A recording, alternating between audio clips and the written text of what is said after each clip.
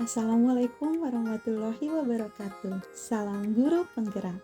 Perkenalkan, saya Nia Kaniawati, calon guru penggerak angkatan 11 dari SMP Negeri 3 Ciparai, Kabupaten Bandung, Provinsi Jawa Barat, akan memaparkan kesimpulan dan refleksi pemikiran Ki Hajar Dewantara pada modul 1.1 koneksi antar materi. Pendidikan dan pengajaran tidaklah sama. Menurut Ki Hajar Dewantara, pengajaran adalah bagian dari pendidikan. Pengajaran adalah proses pendidikan dalam memberi ilmu untuk kecakapan hidup anak secara lahir dan batin.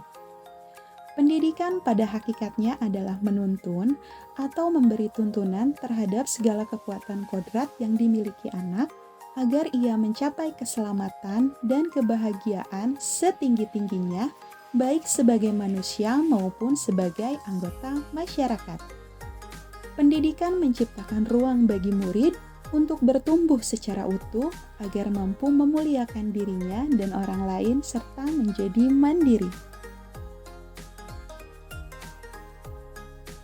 Sebelum mempelajari modul 1.1 tentang pemikiran Ki Hajar Dewantara, pembelajaran yang saya lakukan hanyalah sebatas mentransfer materi pelajaran saja.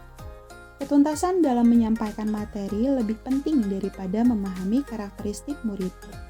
Dan saya hanya melihat nilai berdasarkan aspek kognitif saja. Jika nilai murid sudah mencapai KKM, maka pembelajaran dianggap sudah berhasil. Dan pada saat itu, murid hanya bertindak sebagai objek pembelajaran, sehingga proses pembelajaran berpusat pada guru atau metode teacher center.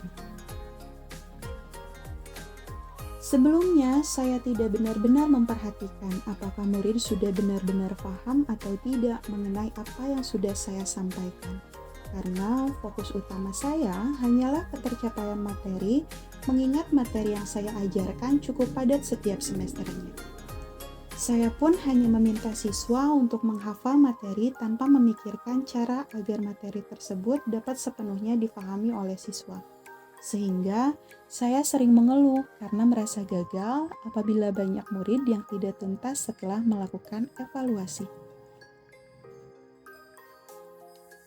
Tetapi setelah saya mempelajari modul 1.1 tentang pemikiran Ki Hajar Dewantara, saya menyadari bahwa apa yang telah saya pikirkan dan saya lakukan selama ini ternyata kurang tepat.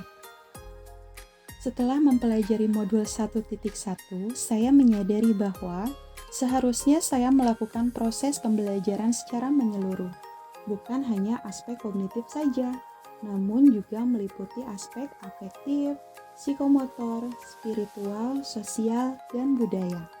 Dan murid bertindak sebagai subjek pembelajaran. Artinya, murid memiliki kebebasan untuk berekspresi, untuk mengemukakan pendapat dan berkreasi sesuai dengan metode atau moda pembelajaran dan media yang tepat. Sehingga pada saat itu, guru seharusnya bertindak sebagai fasilitator pembelajaran. Selain itu, guru juga harus ikhlas, penuh kesabaran, penuh dengan ketulusan hati.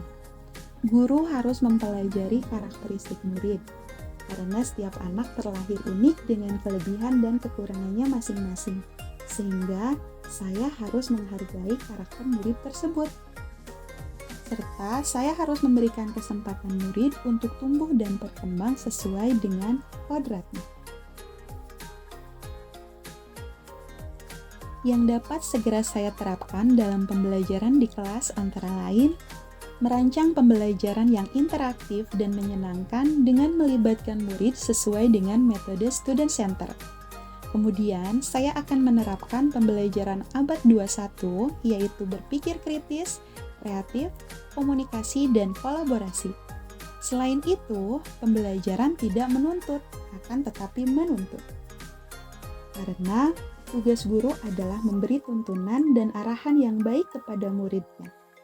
Berusaha menjadi teladan bagi murid, baik dalam perkataan maupun perbuatan. Selanjutnya, saya juga harus mengenali karakteristik dan latar belakang murid dengan menjalin komunikasi yang baik. Akhir kata, berbicara tentang ilmu adalah tanda kebaikan hati. Berbagi ilmu adalah amal yang terus memberi manfaat. Terima kasih, semoga video ini dapat memberi inspirasi bagi ibu dan bapak sekalian. Assalamualaikum warahmatullahi wabarakatuh. Salam guru penggerak.